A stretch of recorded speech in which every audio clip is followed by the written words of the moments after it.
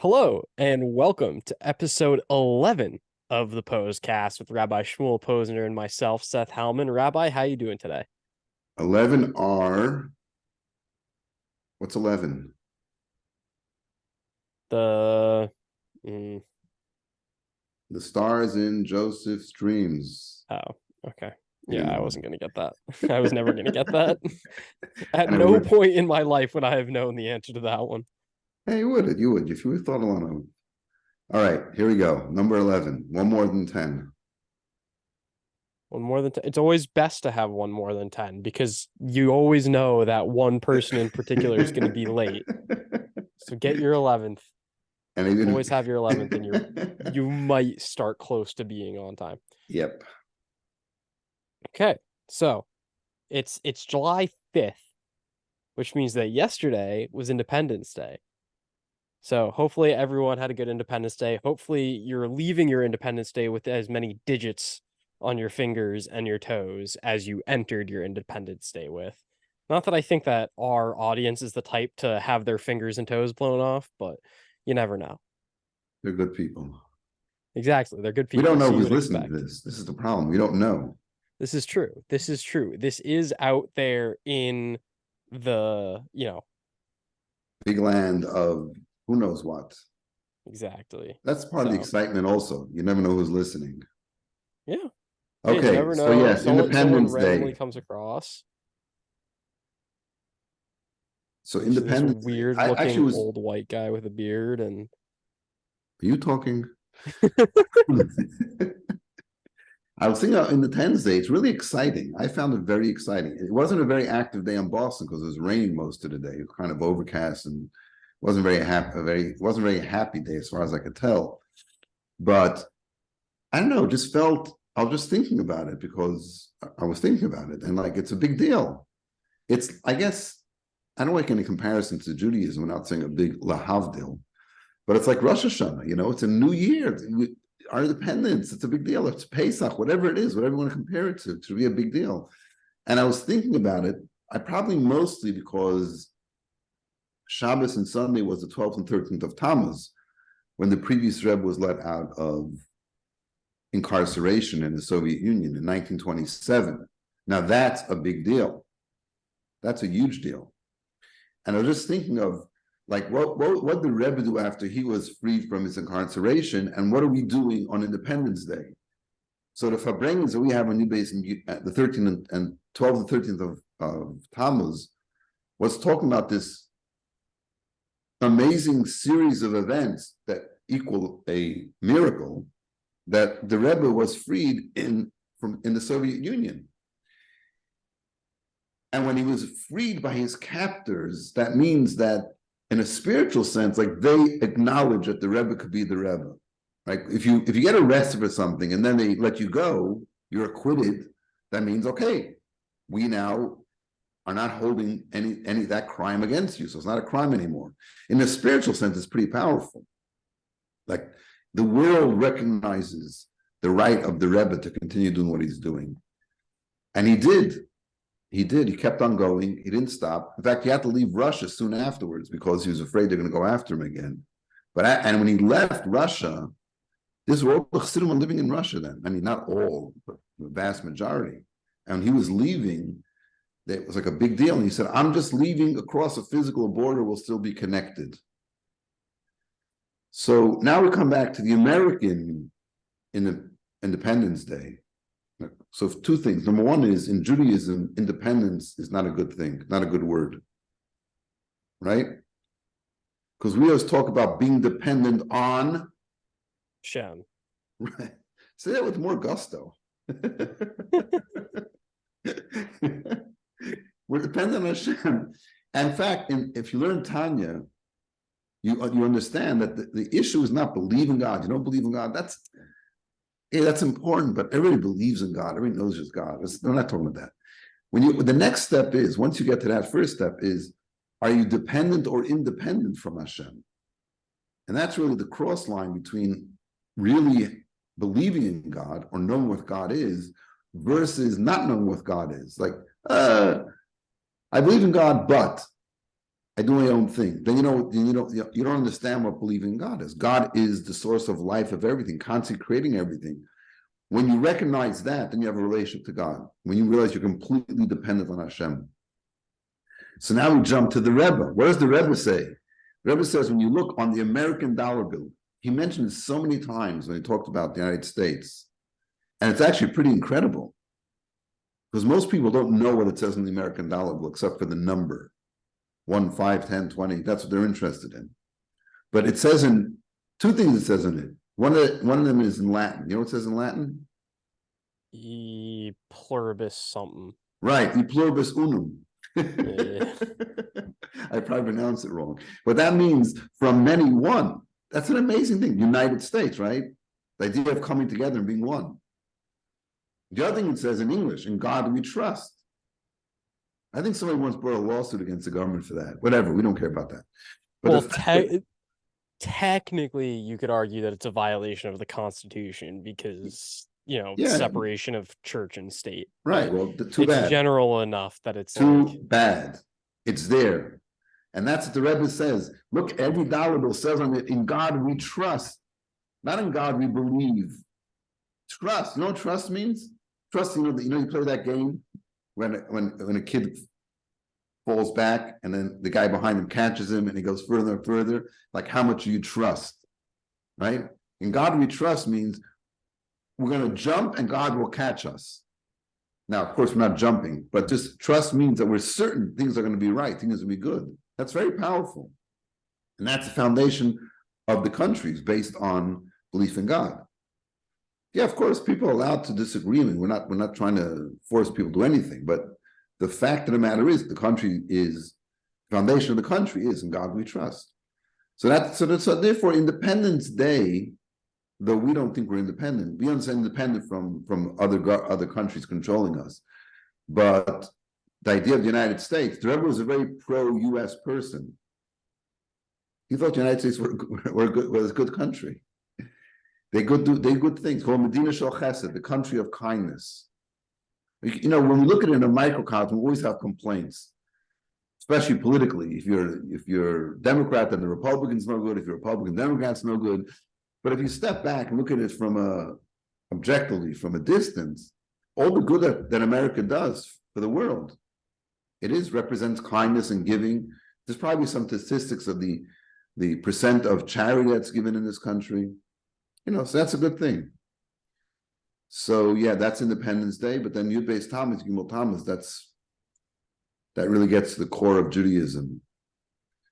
And for that, we could be grateful that we're not living in the Soviet Union and that we have this ability to be free to be frum. Right? You get that line? Yeah, free to be frum. It's good. Just put that on a t-shirt. Yeah, this is what the United States is all about. So that's what when we celebrate Independence Day, it's our ability to be independent from a government that's cruel and restricting of what we do as Jewish people. That's a good thing. What else is on your mind, Seth? Well, you mentioned the core of Judaism.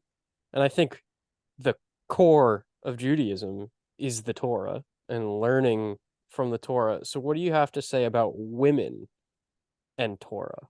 From this week's Parsha, it's amazing. I want to tell you about misconceptions. People have such big misconceptions about Torah and Judaism. The first thing I want to get off my mind is this guy called Corin Sweat. You probably know who he is. I don't even remember his first name. Corin Sweat. Corenswet. He's going to be playing Superman in the new something series. Okay, yes, I've heard of him. Yeah. And why do I know about this? Why would I know this? Is he Jewish? That's the issue. So now that's where it pops up on the Jewish website or whatever it is. So the Jewish Superman, and then they go through this whole thing about all these characters that were Jewish and the writers and da. So the first thing I think is Corin Sweat. What kind of name is that?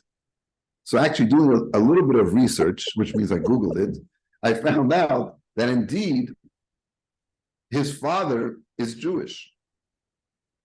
And it goes back like a couple of generations. So that he is really strong on his father. His mother, however, sorry to say, is not Jewish.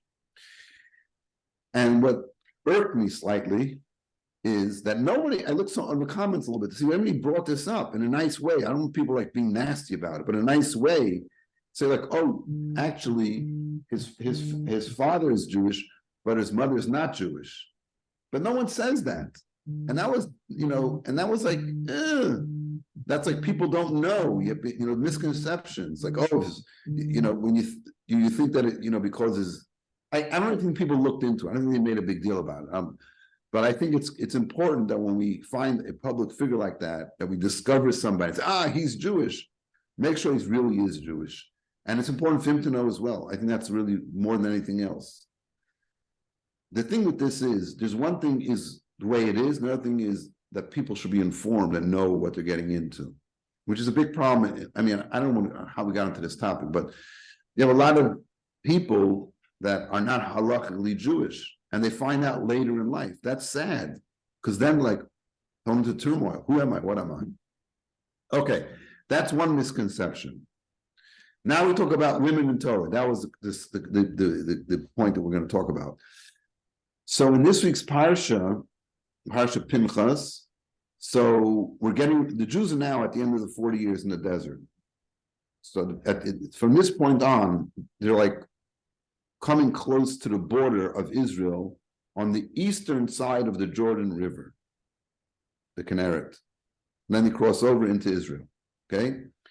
The whole book of Devarim, Deuteronomy, that whole book is said right when they're at the border, and Moshe says, okay, now I'm going to tell you, it's the last month of his life, I'm going to tell you what's going to happen. And he goes through the whole Torah and tells them that they should behave and be good, and what's going to happen if they're not so good when they get into Israel, all things are going to happen. That's Devarim. And Bamidbar, we're already now in the 39th year. So they start talking about dividing the land. And then come along these 5 women, the daughters of Tzlafkad. And they say, our father doesn't have any sons, and he died. He died in his own, he committed a sin and he died. And why should our father's name not be lost? Like, you come to Israel, and our father has no place in Israel. Our family name doesn't have any continuity in Israel because we're not going to have any land because women don't inherit. So Moshe said, let me find out. And he goes and asks God what the halach is. And Hashem says, indeed, that they will get a portion of the land of Israel. That if there's no male heirs, then the girls will inherit. Okay. What's powerful about that is that, you think about it, these 5 women just approached Moshe and Elazar, the Kohen, right? Aaron is leaving, is gone, passed away. So they're approaching Moshe and the high priest, and there's nothing made of it. It's not like, oh, it's a big deal, it's a horrible thing. Like there was respect for them. And this whole portion of the Torah gets taught because of them. So I think it's very wonderful and inspiring that these women, number one, they displayed something very, very important, love of the land of Israel. Which, by the way, when they made the golden calf, you know the story of the golden calf, right?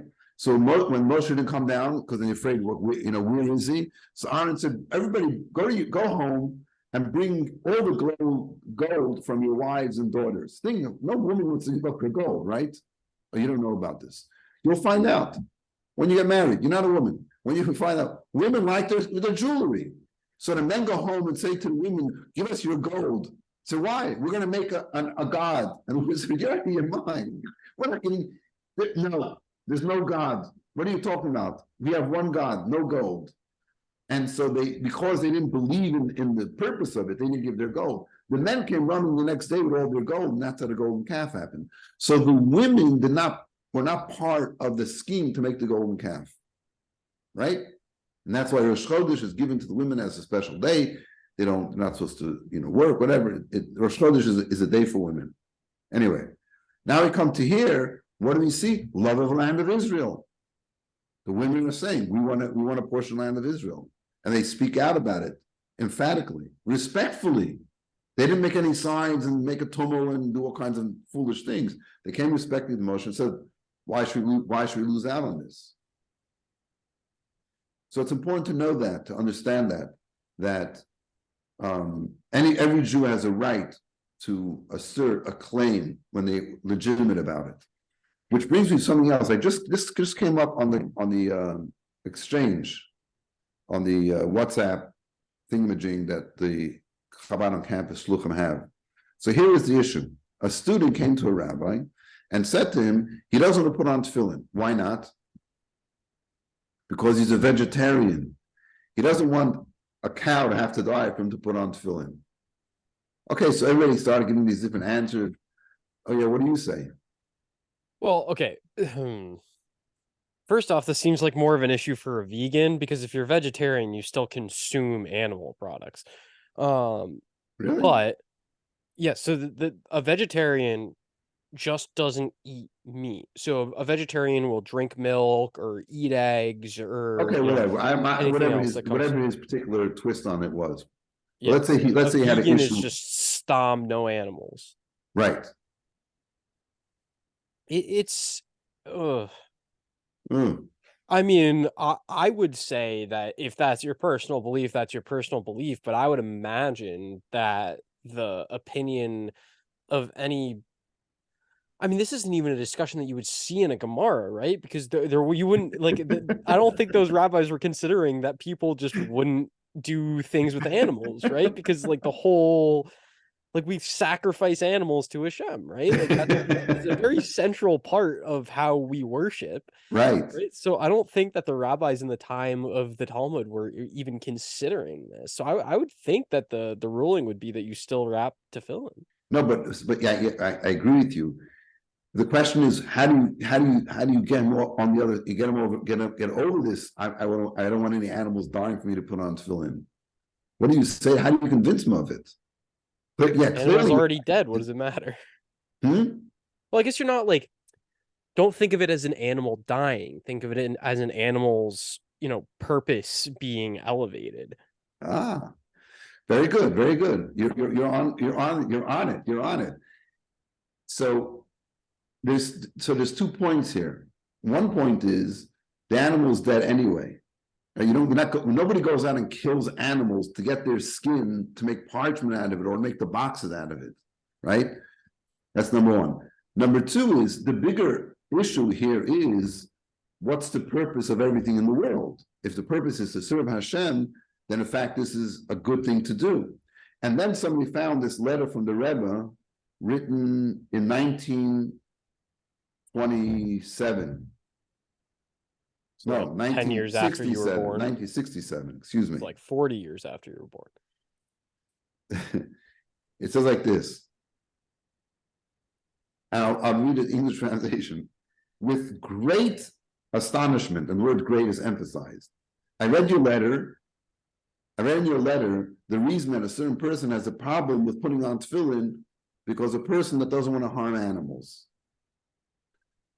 And the Rebbe writes, what connection does it have to this? Question mark, exclamation mark. You have to know when the Rebbe wrote with, his an exclamation mark, an underline, that means like, whoa, focus. Like, just like, what? What is he thinking? Because tefillin are made also, not only, but also from animals that died naturally.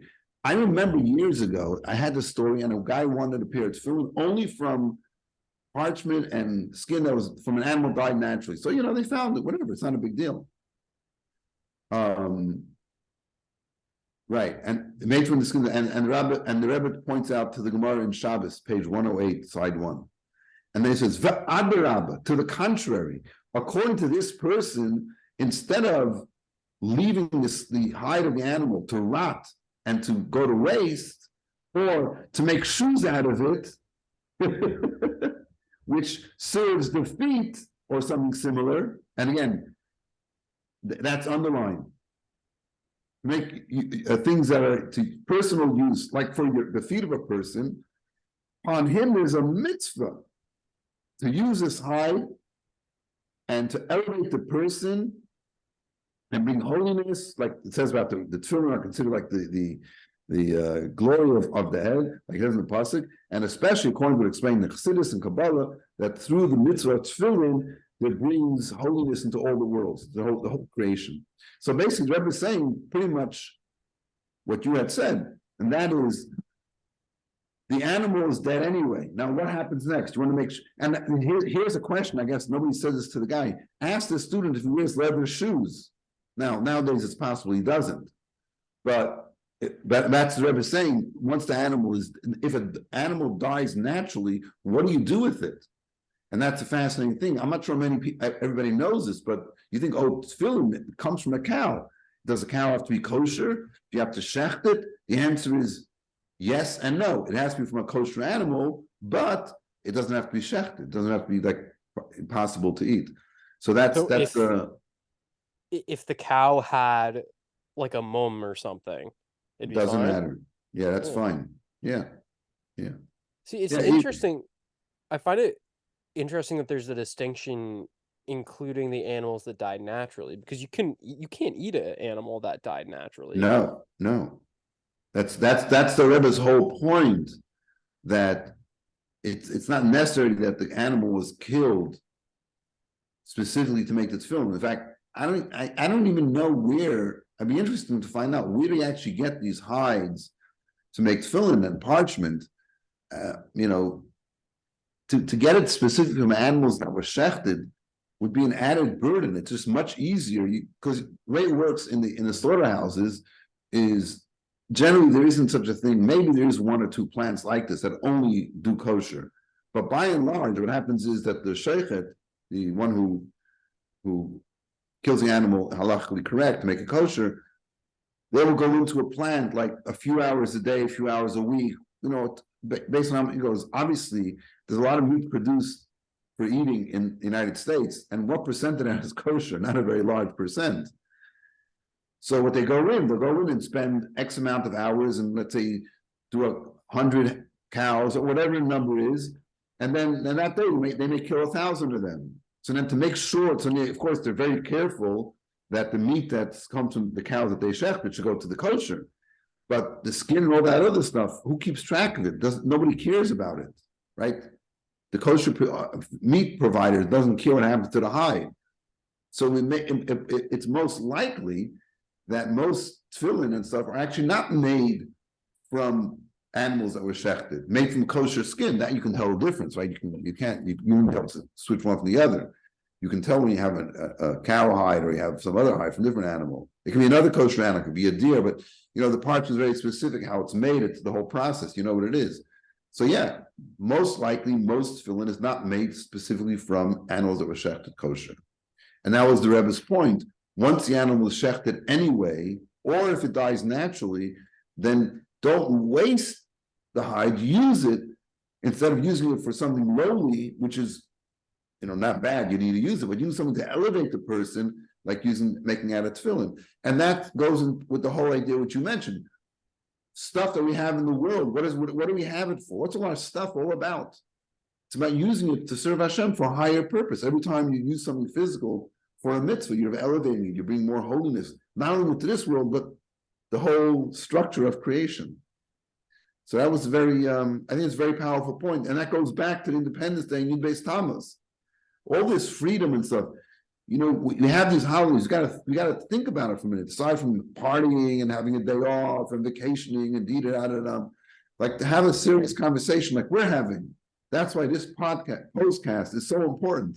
That people should think about what's an Independence Day. What does that mean? That means there was a war and there was a fight, and now we have this country that allows us to be independent from any type of monarchy that can be to control our actions, or any type of other cruel government, dictatorship, or whatever, like communism, where the Friedrich Rebbe was. And we should flourish and use that opportunity in the best way possible. I have two questions relating to these cows. First off, could you also use the cow to make a sefer Torah? Yes. Yeah. The parchment, same thing. And then it has to be something that from an animal that could be eaten. In other words, it has kosher status, but it doesn't necessarily have to be ready to be eaten. So that brings the follow-up, which is if it was killed non-kosherly, you That couldn't doesn't use that matter. for tefillin. That Or the it animal doesn't has to be matter at from a all. kosher species, but doesn't have to actually be edible. Meaning So say kosher say and say a goy went out and hunted a deer or something. no In theory, problem. you could use that deer to make a Absolutely. parchment. Yeah. Well, I guess a deer wouldn't be is it deer kosher? Yeah. Yeah, okay. So there you go. Yeah. But the thing is, deer skin is not it's you have to know Yeah. it has to be the right type of skin, even though it's processed with chemicals and all kind of stuff. If I remember correctly, in the Torah synagogue in Newport, Rhode Island. Oh, is that like the one of the oldest Yeah, the oldest ones? synagogue in yeah. They have a Torah there, and I believe it's made out of deer skin. Interesting. Yeah. But you want to be able to process it, make it nice and thin and clean and light colored. Dark skin is hard when you write on it. I think the deer skin is much darker. Anyway, yeah, but you could. And also catching deer is not as easy as cows. Right. Cows are That's why just kind of that's hanging why, out. like you're saying, to eat a deer, you have to go catch it, then Right. tell it to behave while you shecht it. Yeah. Certainly not as easy of a process. Right. And we can live without it. So what the heck? Exactly. So I think that is all the time that we have for this week's episode of the Pos-cast. That one really flew by. Like really flew by. I Really what? was this episode really flew by. Yeah, flew by. Flew by. Yes, yes. I was not paying attention to the time, and all of a sudden I looked up and I was like, wow. There it goes. When you're learning Torah, like you feel like you're being lifted up and you're flying. Yeah, so we hope you all enjoyed, and we will see you next week, same time, same place. It's Hashem.